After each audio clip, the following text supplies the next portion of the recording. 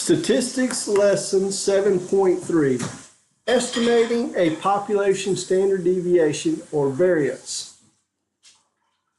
Objective, develop the ability to construct a confidence interval estimate of a population standard deviation or variance and be able to interpret such confidence interval estimates. Key concept, point estimate. The sample variance S squared is the best point estimate of the population variance sigma squared. Confidence interval. When constructing a confidence interval estimate of a population standard deviation or variance, we construct the confidence interval using the chi-squared distribution. Something new. This right here stands for chi-squared.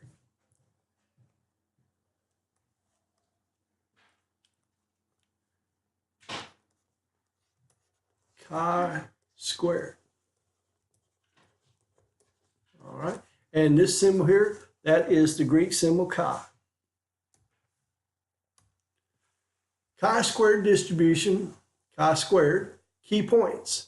The chi-squared distribution in a normally distributed population with variance sigma squared, if we randomly select independent samples of size n, and for each sample, compute the sample variance S squared, the sample statistic chi-squared equals, in parentheses, n minus 1 times the sample variance squared, or the sample variance, divided by the population variance, has a sampling distribution.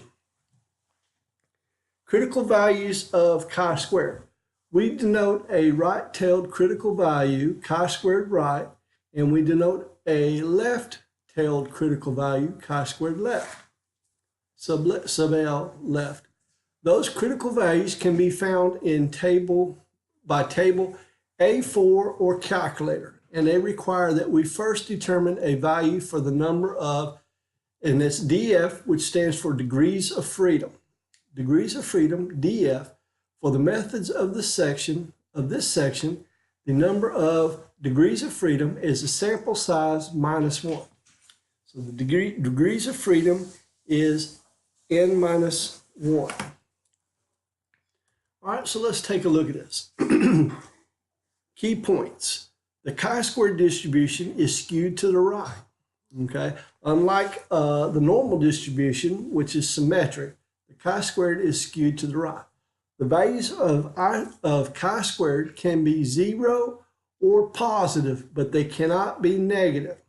The chi-squared distribution is different for each number of degrees of freedom.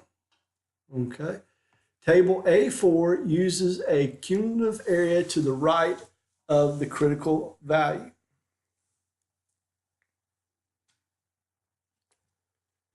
Example, a simple random sample of 22 IQ scores.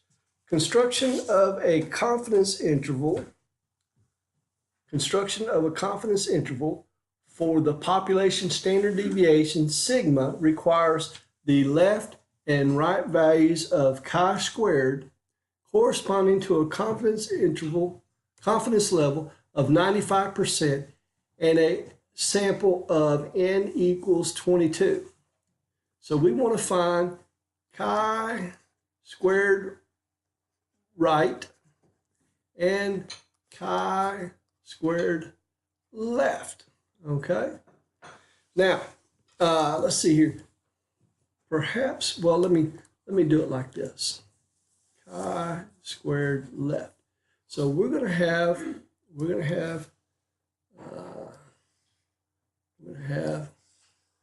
looks sort of like that, okay? And then it might do something like this.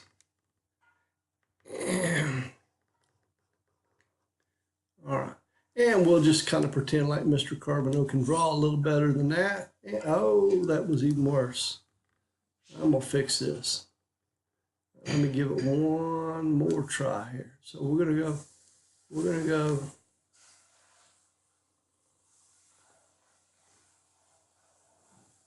And anyhow, all right, so there we go.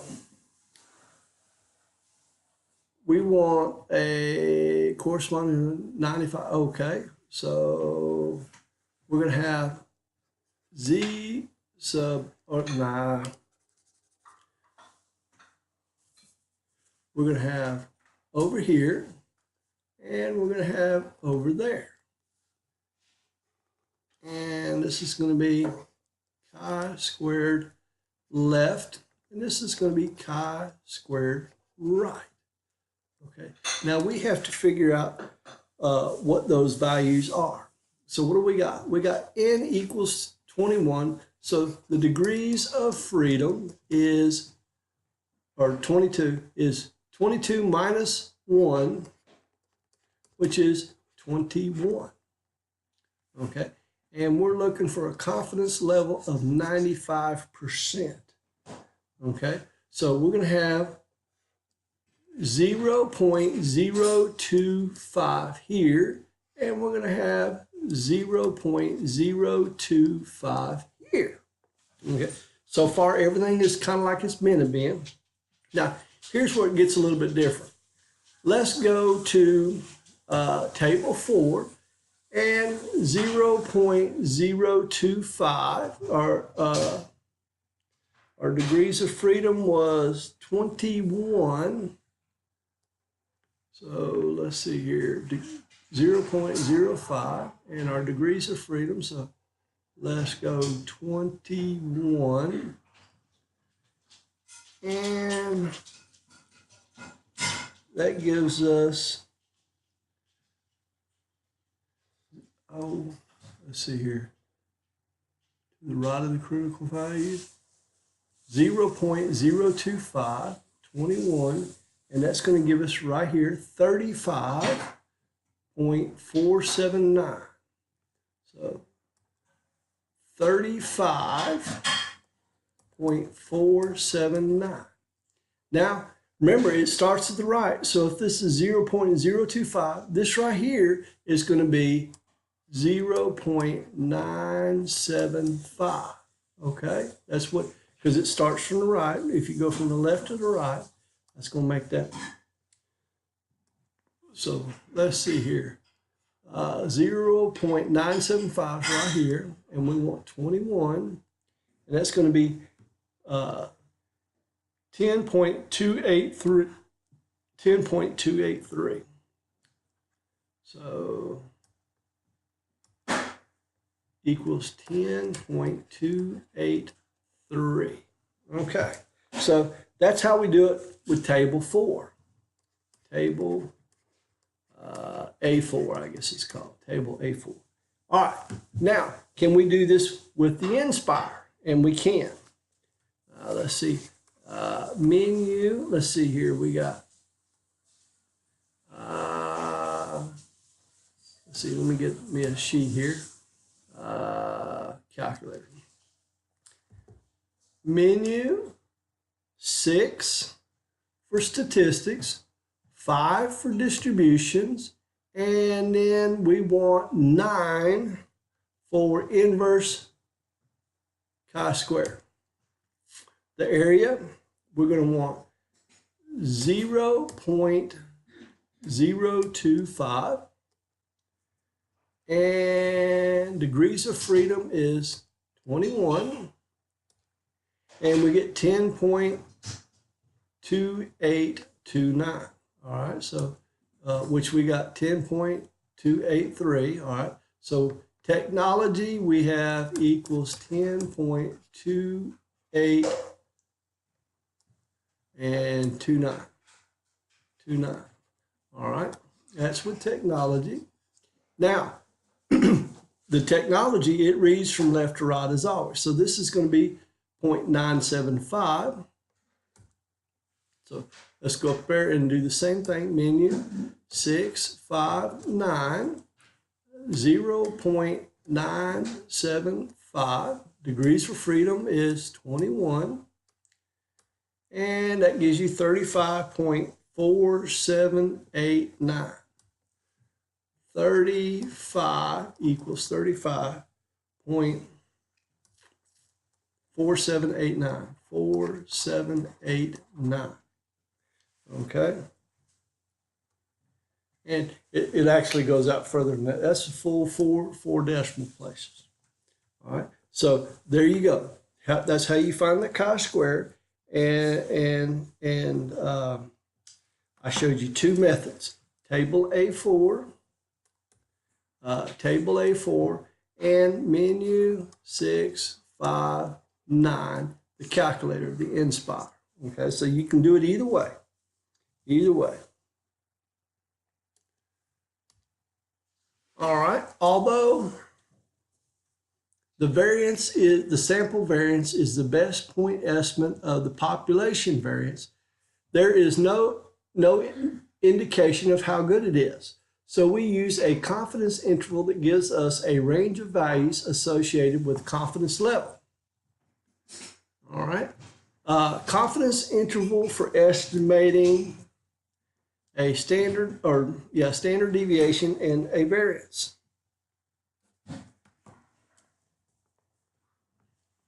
Objective: construct a confidence interval estimate of the population variance, or the population standard deviation, and the population variance. Now we have several notations here, and let's see. I'm gonna put a little spot right here. I'm gonna get myself a little real estate so I can write some stuff. What do we got here? Our first one, sigma. Okay, that is the population standard deviation.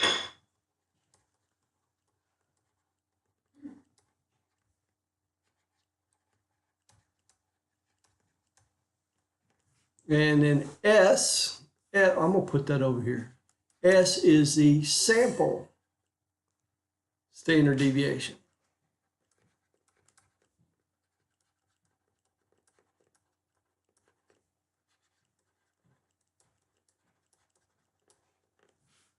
And then N, we'll just put N right here, is the number of sample values.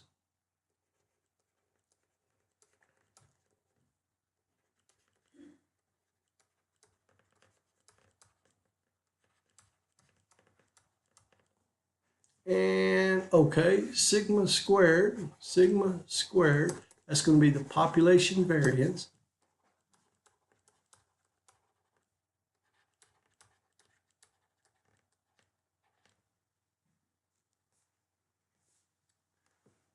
And then S squared is going to be the sample variance.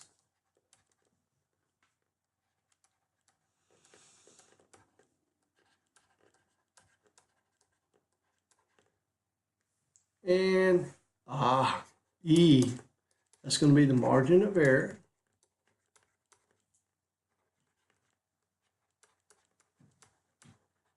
And let's see, and that's going to be the right-tailed critical value.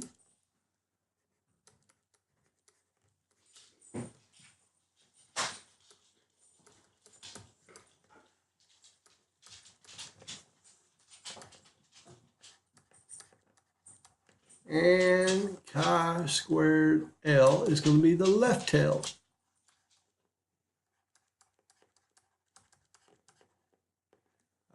Trying to misspell tailed.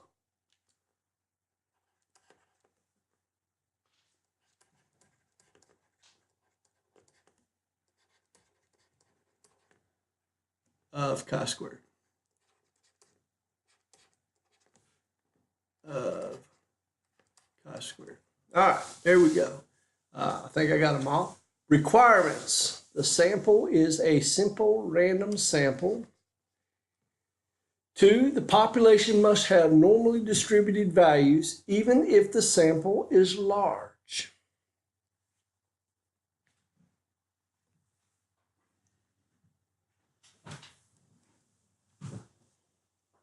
Confidence interval for population variance, chi-squared, or excuse me, sigma squared, or for population variance, n-1 times S squared divided by the right-tailed critical value is less than sigma squared, or the population variance, is less than n minus 1 in parentheses times the sample variance divided by the left-tailed critical value.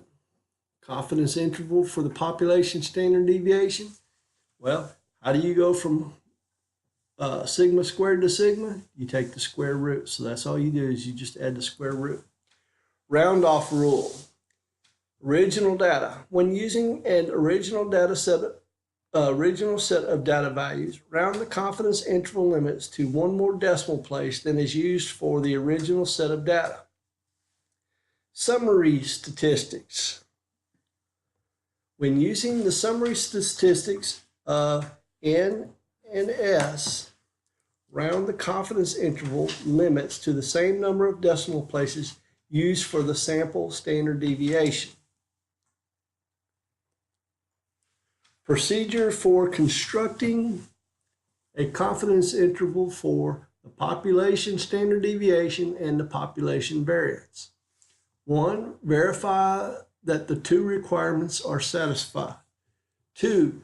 Using n-1 for degrees of freedom, find the critical values of the right-tailed critical value and the left-tailed critical value that correspond to the desired confidence level. 3. To get a confidence interval estimate of chi-squared, use the following. n-1 in parentheses times the sample variance divided by the right-tailed critical value is less than sigma squared, which is less than, in parentheses, n-1 times the sample variance divided by the left-tailed critical value. To get a confidence interval estimate of sigma, take the square root of each component of the above confidence interval. Round the confidence interval limits using the round off rule given. All right, so that's the procedure.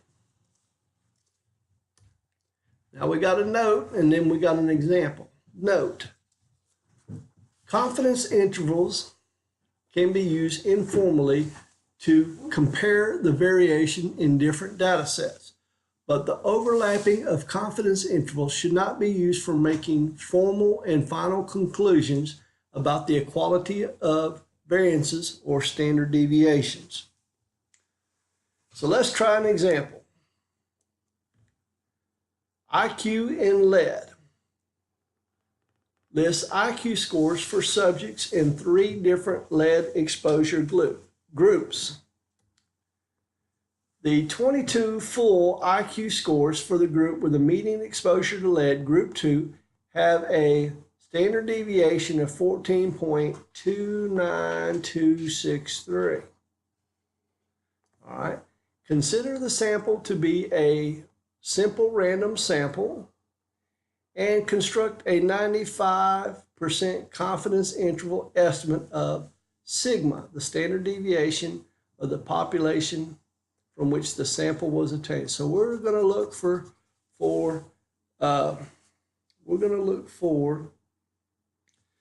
the standard population standard deviation. That's what we're going to try to do. So let's see here. First, we need to check requirements. All right. Now it said it came from a simple random sample. All right, so that's part of it. And next, we need to see if it is approximately normal. So let's go to the calculator, and I went ahead and put them in IQ and whatnot. I put all 22 of them in. We can, let's see, on graph IQ and then let's see, menu and plot type histogram. All right, not sure about that right there. Why don't we go ahead and let's see, menu, and we'll do a normal probability plot. Okay, so that looks like, now that looks pretty good. Okay, So it's good. We can live with that. All right. So we'll say it's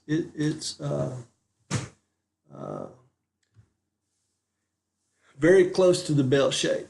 So requirements are met. Number 2, what was number 2? We need to find the confidence interval. And let's see, the confidence interval. Put that way over there. 2, the confidence interval. So we need to find chi-squared left and chi-squared right. Okay, we actually already did that, and we did that just a minute ago, and there they are, 10.289. So chi-squared left is 10.289, 2829. We're just going to go with 3 there. And then chi-squared right, we'll go 3 decimal places, 35.479. 35.479. Did I get that right? 47. Yeah, we did. All right. So that's that. Number 3, the third step. All right. To find, now we're looking for the standard deviation. Okay. And since we're at it, I'm going to go ahead and first I'm going to do the variation, and then we'll just take the square root, and that'll give us the standard deviation. So first we have 22 minus 1 times, and then we got that up there, 14.29263, and that's squared over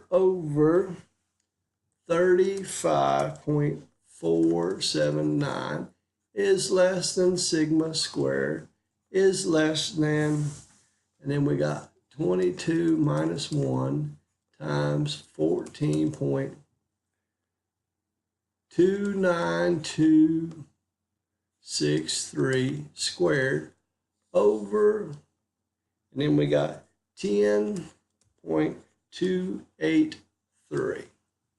All right, so let's go to our calculator. Control divide, 22 minus 1 times, and then in parentheses, we got 14.29263, close parentheses, squared over, and I'm just going to go up there and grab that. Let's see here, we got this right here. Let's go up there and grab. I was afraid it would do that.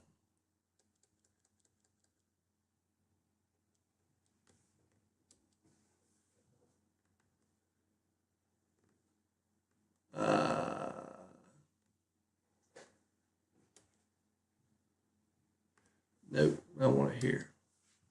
That's going to do that again. I don't want it to do that. So listen, can we just grab that? Menu, action. Can't do it that way. How about doc, edit, copy, and then doc, edit, paste. There we go. And see, that got it all in there. What do we got? 120.913. So 120.913 is less than sigma squared is less than, and let's go up. And you'll notice almost everything is the same except for down here in the bottom. Let's delete that out. And we'll grab this. Doc, edit, copy, doc, edit, paste, and then enter.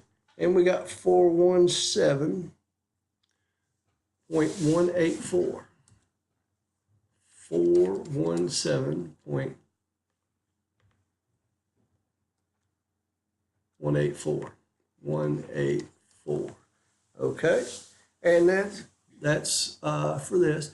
For 4, we're just going to take the square root of 120.913 is less than sigma is less than the square root of 417.184. So let's go. We got control square root, and we'll just go up there and grab it. So that's 10.9961. So I'm going to just write 11 is less than sigma. And then let's go and do the same thing again.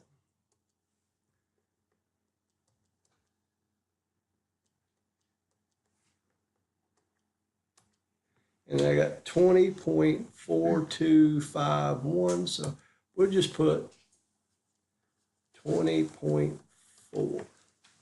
Okay.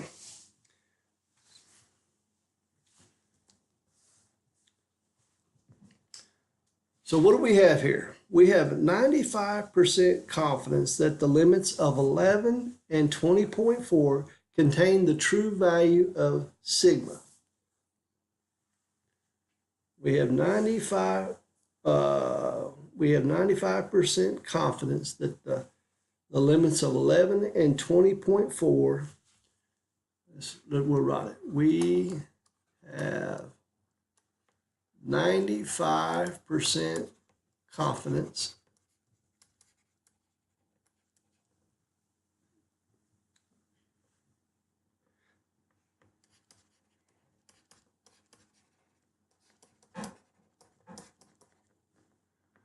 that the limits of 11.0 and 20.4 contain the true value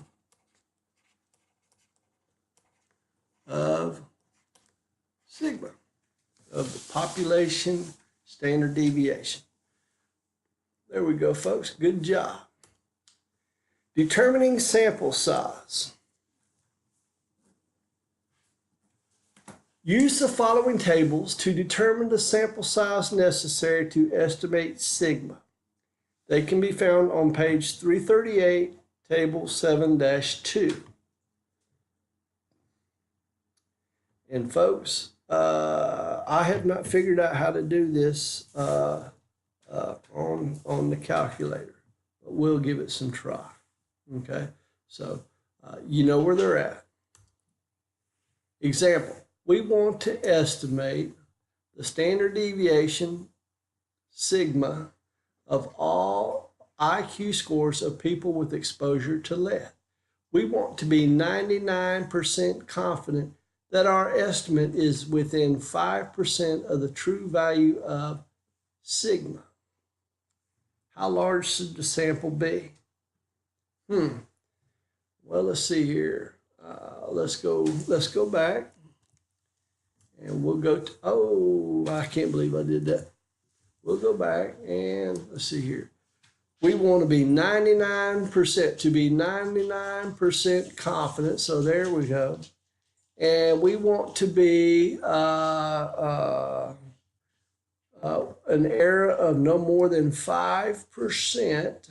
So we're going to need 1,336. 1,336 samples to reach that.